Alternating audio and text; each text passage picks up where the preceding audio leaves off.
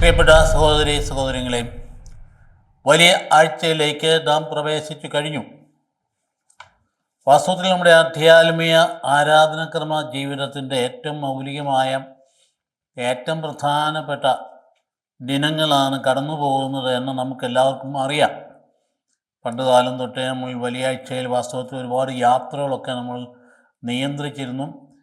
വലിയ വലിയ വലിയ പരിപാടികളൊക്കെ അങ്ങ് ആ ഘട്ടങ്ങളിൽ നമ്മൾ വേണ്ടെന്ന് വയ്ക്കുമായിരുന്നു. പിന്നെയുമല്ല, കഴിയുന്നിടത്തോളം ദേവാലയ കേന്ദ്രീകൃതമായി വ്യാപരിക്കാൻ ശ്രദ്ധിച്ചിരുന്ന ഒരു കാലം. തിരക്കുകൾ കൂടിയപ്പോൾ നമ്മൾ ഇതൊക്കെ അങ്ങ് കൈവിട്ടു പോയി എന്നത് മാത്രമേ ഉള്ളൂ. പക്ഷേ നമ്മുടെ പാരമ്പര്യം അത് ഉണർത്തിയെടുക്കേണ്ടതാണ്. ആധ്യാത്മിക തീർത്ഥാടനമാണ് വാസ്തവത്തിൽ സംഭവിക്കുന്നത്. വലിയ നോമ്പ് എന്ന് പറയുന്നത് ഇതുകൊണ്ടായി വലിയ നോമ്പെന്ന് പറയും. അതായത് സൗമ റംബ എന്നാ പറയും. എന്ന് പറഞ്ഞാൽ റംബ വലുത്, സൗമ ഉപവാസം, വലിയ ഉപവാസം എന്നാ പറയും. വാസ്തവത്തിൽ അത് 50 ദിവസം.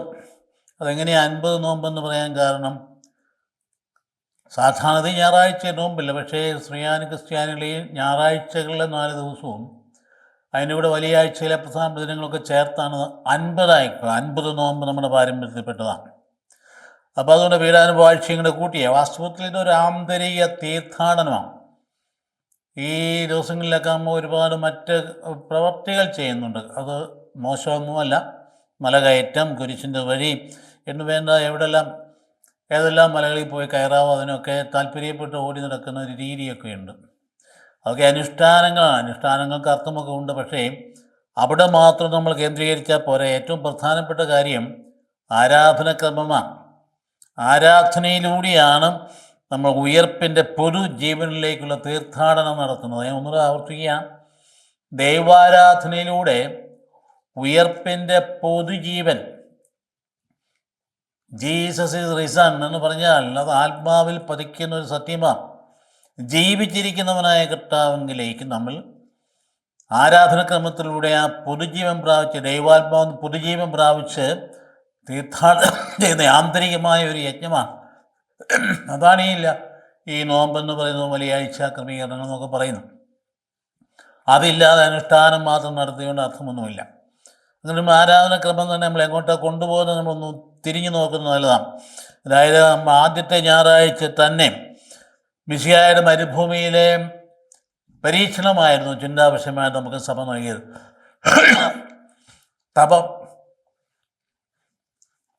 സഭ നമുക്ക് പ്രദാനം ചെയ്യുന്ന ഈ ചിന്തകൾ അത് കോർത്തിണക്കി മനസ്സിൽ അത് സ്വരുക്കൂട്ടി വെക്കാമെങ്കിൽ അതിൻ്റെ സമഗ്രത നമുക്ക് അനുഭവിക്കാൻ പറ്റും.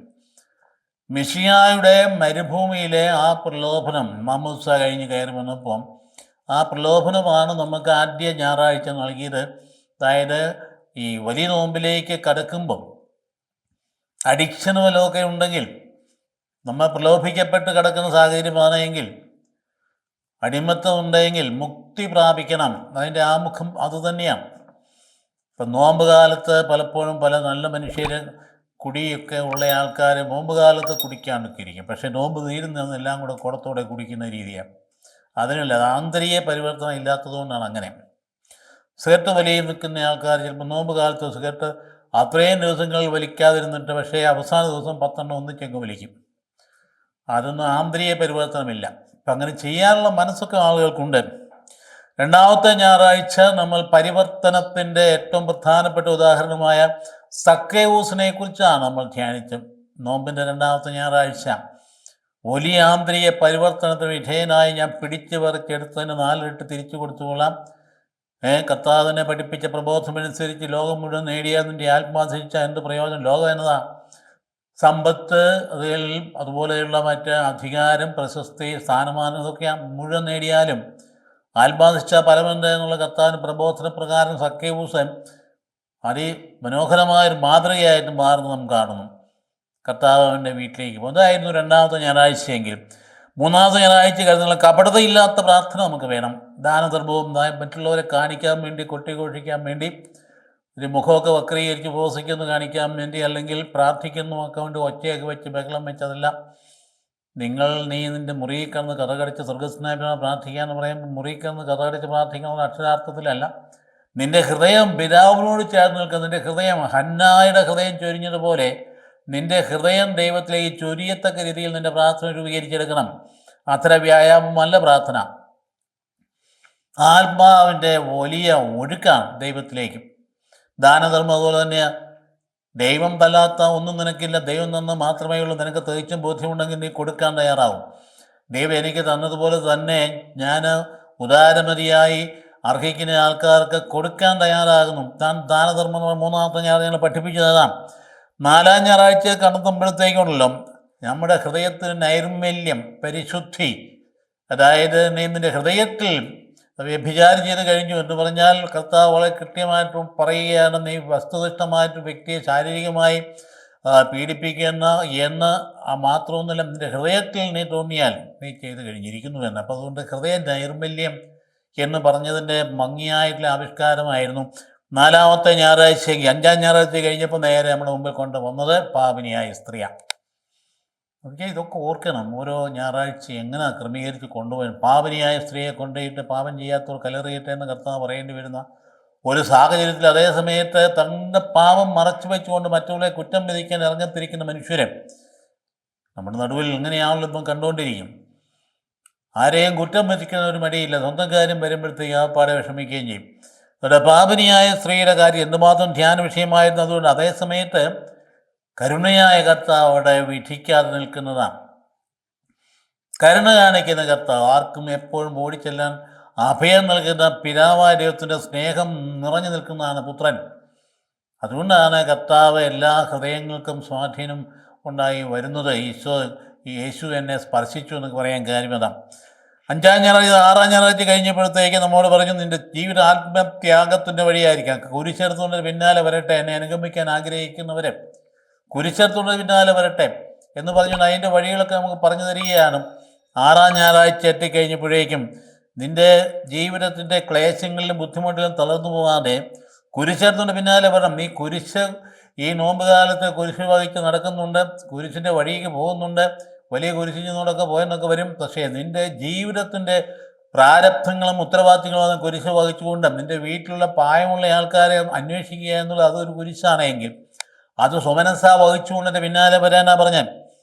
അങ്ങനെയാണെങ്കിൽ പിന്നീട് ആറാം ഞായറാഴ്ച കഴിഞ്ഞൊരു നേരം പെട്ടെന്ന് ഓശാനയിലേക്ക് പ്രവേശിച്ചു. നോക്കുകയും എത്ര ക്രമീകൃതമായിട്ടാണ് നമ്മെ ആരാധനക്രമം ഈ ആന്തരികമായ തീർത്ഥാടനത്തിൽ നമ്മൾ കൈപിടിച്ച് കൊണ്ടുപോകുന്നത്. ഓശാന ഞായറാഴ്ചയെ കണ്ടപ്പോൾ എന്താണ്? എളിമയുടെ രാജാവായി മിശിഹ കടന്നു വരികയാണ്. യഥാർത്ഥത്തിലുള്ള രാജാവ് എളിമയുടെ രാജാവായിട്ട് കടന്നു വരികയാണ്.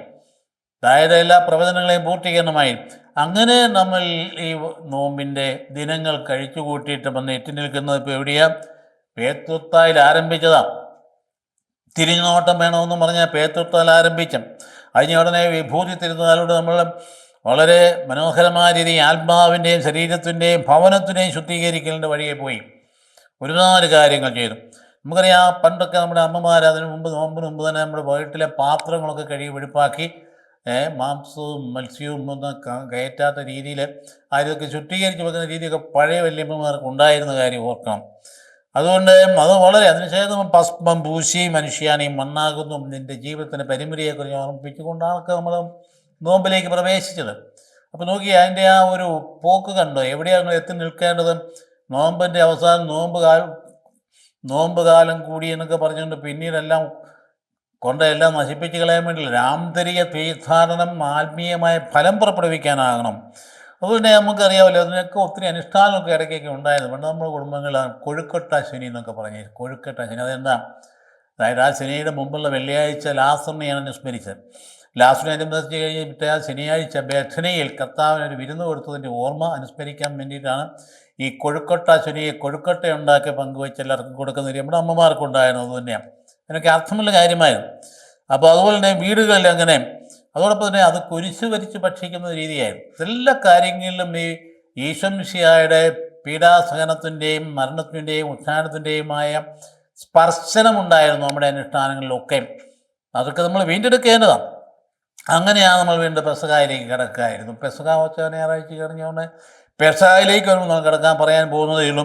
ആ പൗരോഹിത്യത്തിൻ്റെ സ്ഥാപനവും വിശുദ്ധ കുർബാനയുടെ സ്ഥാപനവും അവരൊപ്പം തന്നെ കാൽ കഴുകി പുതിയ കൽപ്പന നൽകിയിട്ട് തന്നെ പൂർണ്ണമായിട്ട് നൽകുന്ന തൻ്റെ ശരീരവും തൻ്റെ രക്തവുമാണെന്ന് പറഞ്ഞു ഏറ്റവും പ്രധാനപ്പെട്ട കാര്യത്തിലേക്ക് കടക്കാൻ പെസഹ വ്യാഴാഴ്ച വരുമ്പോൾ എല്ലാവർക്കും അറിയാം. അതിന് വാസ്തവത്തിൽ പെസഹ വ്യാഴാഴ്ചയൊക്കെ മുഴുവൻ സമയം ആരാധനയിൽ പങ്കുചേരുന്ന രീതിയൊക്കെ നമുക്കുണ്ട് പല ദേവാലയങ്ങളിലും, അല്ലെങ്കിൽ മറ്റ് അനുഷ്ഠാനങ്ങളുള്ള ദേവാലയം, കുടമാളൂർ പള്ളി പോലെയുള്ള പള്ളികളിലും പെസഹ വ്യാഴാഴ്ച രാവിലെ 6:30 നീണ്ടു നേർച്ചയെന്നും പറഞ്ഞൊരു വലിയ ചടങ്ങ് നൂറ്റാണ്ടുകളായിട്ട് ദശാബ്ദങ്ങളായിട്ട് തുറന്നുകൊണ്ട് പോകുന്നത് ഓർക്കാണ്. കഴിഞ്ഞ 6-7 വർഷങ്ങളായിട്ട് അത് തുടരാനും അത് ആരംഭിക്കാനും സാധിച്ച കാര്യം ഞാൻ നല്ല നന്ദിയോടെ ഓർക്കുകയാണ്. കൃത്യം 6:30 അവിടെ നീണ്ടു നേർച്ച തുടങ്ങിയാൽ കുരിശിൻ്റെ ഒരറ്റത്ത് നിന്ന് നീന്തി കാലുകൾ നീന്തി അവസാനം അമ്മയുടെ അടുത്ത് എത്തി, വല്യമ്മച്ചിയുടെ അടുത്ത് കൊച്ചുമക്കൾ വരുന്നത് പോലെ ഈശോയുടെ അടുത്തേക്ക് ആടി വിളിക്കുന്ന അമ്മയുടെ അടുത്തേക്ക് ഈശോയുടെ അടുത്തേക്ക് നടന്നു നീങ്ങുന്ന ഒരു മനോഹരമായ ചിത്രമാണ് ഈ പറയുന്ന കുടമാളൂർ ദേവാലയത്തിലെ നീന്തി നേർച്ച എന്ന് പറയും.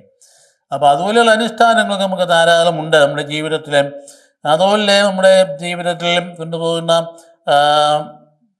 എന്തെല്ലാം കാര്യങ്ങൾ, ഇങ്ങനെയുള്ള നിഷ്ഠകൾ നമ്മുടെ ജീവിതത്തിലുണ്ട്. ഇപ്പം ആ ഒരു ചടങ്ങിലേക്കാണെങ്കിൽ അയൽപക്കത്തുള്ള ഇടവകളും ദൂരെ വളരെ ഫേമസ് ആണ് കുടമാളപ്പള്ളി നീണ്ടു നേർച്ച. അപ്പോൾ എന്തെല്ലാം ചടങ്ങുകൾ ഉണ്ടായാലും അവനവൻ്റെ ഇടവപ്പള്ളി ചടങ്ങ് തീർച്ചയായും രാത്രി വ്യാഴാഴ്ച രാത്രി വെളുക്കുന്നത് വരെയും നീണ്ടു നേർച്ച കാണാൻ സാധിക്കും. വ്യാഴാഴ്ച രാത്രിയിൽ ഇപ്പോൾ എണീറ്റ് ചെന്നാലും കാണാം ഇങ്ങനെ മനുഷ്യൻ നിരനിരയായിട്ട് ഈ നേർച്ചയിൽ പങ്കെടുക്കുന്നതൊക്കെ ഇതുപോലെ ത്യാഗം ചെയ്യാൻ മനുഷ്യൻ തയ്യാറാകുന്നുണ്ട്. ഈ ത്യാഗം വാസ്തവത്തിൽ ഹൃദയ പരിവർത്തനത്തിലേക്ക് മാറണം എന്നുള്ള ഏറ്റവും പ്രധാനപ്പെട്ട സംഗതി. ദുഃഖ വെള്ളിയാഴ്ച വന്നു കഴിയുമ്പം ദുഃഖ വെള്ളിയാഴ്ചയ്ക്ക് എത്തിക്കഴിയുമ്പോഴേക്കും ഒരു ആത്മബലി ഈശോ മിശിഹായുടെ നമുക്ക് ഏറ്റവും വളരെ പ്രധാനപ്പെട്ടതിന് എല്ലാവർക്കും അറിയാം. പള്ളിയിൽ പോകാത്തവനും പോകുന്ന ഒരു ദിവസമാണ് ദുഃഖവെള്ളി എന്ന് പറയും. ഈശോയുടെ ആത്മബലിയാണ്. അപ്പോൾ ഈശോ അത് ദുഃഖത്തിൻ്റെ ദിനമല്ല, വാസ്തവത്തിൽ മരണം വഴിയുള്ള വിജയത്തിൻ്റെ ദിനമാണ്. പാപത്തെ പരിപൂർണമായിട്ട് കംപ്ലീറ്റ് ആയിട്ട് ഡോമിനേറ്റ് ചെയ്ത് പരിപൂർണമായിട്ട് സാത്താനെ പരാജയപ്പെടുത്തുന്ന വിജയത്തിൻ്റെ വഴിയാണ് ദുഃഖവെള്ളി. അതായത് അവിടെ കാണുന്ന ശ്ലീബ വന്ദനം. എന്താ ശ്ലീബ? നമ്മൾ പലപ്പോഴും ഓർക്കുക കുരിശെന്ന് പറയുന്നത് മരണത്തിന് ഉപകരിച്ച ഉപകരണമായിട്ടാണ് പലപ്പോഴും. അങ്ങനെ അല്ല. കുരിശെന്ന് പറയുന്നത് മഹത്വീകരിക്കപ്പെട്ട കുരിശാണ്. അത് ജീവൻ്റെ വൃക്ഷത്തിൻ്റെ അടയാളമാണ്. പർദീസായിലെ പലപ്പോഴും ഒരുപാട് ചർച്ചകളും മതകൊലാഹലങ്ങളും പണ്ടൊക്കെ കുരിശിനെയൊക്കെ സംബന്ധിച്ചുണ്ടായിരുന്നു. 200-ലധികം കുരിശുകളുണ്ട് സഭയിൽ. ദൈവശാസ്ത്ര ചിന്തകളും പിതാക്കന്മാർ ധ്യാനിച്ചതിൻ്റെ ഫലമായിട്ടാണ് ഈ സ്ലീബായെ എങ്ങനെയൊക്കെ ആവിഷ്കരിക്കാൻ ഇടയാക്കിയത്. അതിന് എന്താണ് സ്ലീബ? അത് ശക്തിയുടെ ഉറവിടമാണ്. അപ്പം അതുകൊണ്ട് ആ ശ്ലീബ വന്ദനവും അതുപോലെ തന്നെ കയ്പ് നീര്, അത് മറ്റൊരു അനുഷ്ഠാനമല്ലേ കയ്പ് നീര്. കർത്താവ് അനുഭവിച്ച പീഡനങ്ങളുടെയും ക്ലേശങ്ങളെയും ഒരു പ്രതീകം എന്ന നിലയിൽ അതൊന്നും കയ്പ് നീരൊക്കെ കുടിക്കാനൊക്കെ വലിയ കാര്യമായിട്ട് ആൾക്കാർ അനുഷ്ഠിക്കുന്ന കാര്യങ്ങളാണ്. അപ്പോൾ ശ്ലീബ വന്ദനവും കയ്പ് നീരിൽ രുചിക്കുന്ന രീതിയും ഒപ്പം തന്നെ വിലാപയാത്ര, കർത്താവിൻ്റെ തിരുശരീരം സംവഹിച്ചുള്ള വിലാപയാത്ര, അല്ലെങ്കിൽ കുരിശൻ ശ്ലീബായും സംബന്ധിച്ചുള്ള വിലാപയാത്ര, ഈശോ മിശിഹായുടെ മരണത്തോടനുബന്ധിച്ചുള്ള കാര്യങ്ങൾ എടുത്ത് പറയുക. അപ്പോൾ അങ്ങനെയാണ് പിന്നെ വലിയ ശനിയാഴ്ചയ്ക്ക് വരുമ്പോൾ അത് വലിയ ശനിയത്ത് വരുമ്പോഴത്തേക്ക് എന്താ സംഭവിക്കുന്നത്? അവിടെ പുത്തൻ തീയും പുത്തൻ അതെന്താ വാസ്തവത്തിൽ പൗരസ്ത്യ തുര്യാനുക്രമത്തിൽ വലിയ ശനിയാഴ്ച ഒന്നും ഉണ്ടായിരുന്നില്ല. കാരണം അത് കംപ്ലീറ്റ് ഈശോ സത്യം പറഞ്ഞാൽ വിശ്രമിക്കുന്നതിൻ്റെ കൂടെ നമ്മളും വിശ്രമിക്കുന്ന രീതിയിലായിരുന്നു. ഉയർപ്പ് ഞായറാഴ്ചയുടെ ഭാഗത്തിൻ്റെ ഒരു ഭാഗം എടുത്താണ് ഇപ്പോൾ നമ്മുടെ ശനിയാഴ്ച വൈകുന്നേരം ക്രമീകരിച്ച് വെച്ചിരിക്കും. അപ്പോൾ അതുകൊണ്ട് അതിൻ്റെ എന്താണ് പൊതു മാമോദീസയുടെ ദിനമാണ് പൊതു മാമോദീസ. ആദ്യ കാലഘട്ടങ്ങളിൽ പൊതുവിൽ ഒരുക്കിക്കൊണ്ടുവന്ന ആൾക്ക് മാമോദിസ ദിനം. അതുകൊണ്ട് അത് മാമോദിസ നവീകരണത്തിൻ്റെ ദിനമായിട്ട് നമ്മളത് മാറ്റിയെടുത്തു. മാമോദിസ നവീകരണ ദിനമാകുമ്പോൾ പുത്തൻ തീയും പുത്തൻ വെള്ളവും, അതുകൊണ്ട് അതിൻ്റെ അർത്ഥം എന്ന് പറയാം. അതായത് മാമോദിസ നവീകരണത്തിൽ പുതിയ ജലം, അതുപോലെ തന്നെ ആത്മാവിൻ്റെ കടന്നുവരല പുത്തൻ തീ, അതിൻ്റെ അർത്ഥമൊക്കെ ഉള്ള സംഗതികൾക്ക് തന്നെയാണ്. അതുകൊണ്ട് തന്നെ മാമോദിസയും അതായത് ഹൃദയ പരിവർത്തനം അതിൻ്റെയൊക്കെ പ്രധാനപ്പെട്ട കാര്യം. നമ്മളിവിടെ ഈ ഒരു ചെറിയ ഇൻട്രൊഡക്ഷനായിട്ട് ഈ വെള്ളിയാഴ്ചയിലേക്ക് കഥകൊന്ന് തുറന്നു കിട്ടാൻ വേണ്ടി മാത്രം ഇത്രയും കാര്യങ്ങൾ പറയുകയായിരുന്നു. ആദ്യം തൊട്ട് നമ്മൾ അനുഷ്ഠിച്ചു വന്ന കാര്യങ്ങൾ ഇച്ചിരി അർത്ഥവത്തായി വെള്ളിയാഴ്ചയിലേക്ക് കടക്കുമ്പോൾ അതിനകത്ത് ബോധപൂർവം പങ്കെടുക്കാനും അതിൻ്റെ തിരുവചന വായനകൾ ശ്രദ്ധിക്കാനും എവിടെ നോക്കിയിരുന്ന് വായിക്കുന്നുണ്ടെന്ന് അറിയാൻ പാടില്ല. അതൊക്കെ വാസ്തവത്തിൽ വെള്ളിയാഴ്ചയൊക്കെ മുഴുവൻ തിരുവചന വായനകളാണ്. ആ വായനകളൊക്കെ വളരെ ശ്രദ്ധിച്ചെങ്കിൽ നമ്മൾ ഹൃദയത്തിലേക്ക് അത് പതിഞ്ഞ് കിടക്കുകയുള്ളൂ. ഹൃദയത്തിൽ വചനം വന്ന് വീണ് കിടന്നു കഴിഞ്ഞാൽ എന്തായാലും അത് മുളയ്ക്കും, ആ വിത്ത് മുളയ്ക്കും, ആവശ്യമുള്ളങ്ങ് മുളച്ചു വരും. അതുകൊണ്ട് നമ്മുടെ ആരാധനാക്രമം എന്ന് പറയുന്നത് ദൈവം നൽകിയ ഏറ്റവും വലിയ ദാനമാണ്. ആ ആരാധനാക്രമത്തിൽ നമ്മൾ മുഴുകി അതിനകത്ത് നിറഞ്ഞു നിന്നുകൊണ്ട് അനുഷ്ഠാനങ്ങൾ നിർവഹിച്ച് കഴിയുമ്പോൾ അത് ആത്മാവ് നമ്മുടെ ഉള്ളിലേക്ക് കടന്നു വന്ന് നമ്മുടെ പരിശുദ്ധാത്മാവുടെ ഹൃദയം നിറയുകയും നമ്മുടെ സ്വഭാവത്തിന് മാറ്റം വരുത്തുകയും ചെയ്യും. ചിന്താഗതിക്ക് മാറ്റം വരുത്തും, പ്രത്യാശയും പ്രതീക്ഷയും ഉണ്ടാകും, മനസ്സിന് ധൈര്യവും ഉണർവും ഉണ്ടാകും. അതോടൊപ്പം തന്നെ കർത്താവ് സൗഖ്യം പ്രദാനം ചെയ്യുകയും ചെയ്യും. അതുകൊണ്ട് എല്ലാവർക്കും ഈ വെള്ളിയാഴ്ചയിലേക്ക് പ്രവേശിക്കുന്നതിനുള്ള ഒരുക്കമായി ഈ വാക്കുകൾ പറയുന്നു. എല്ലാ മംഗളങ്ങളും ആശംസിക്കുന്നു.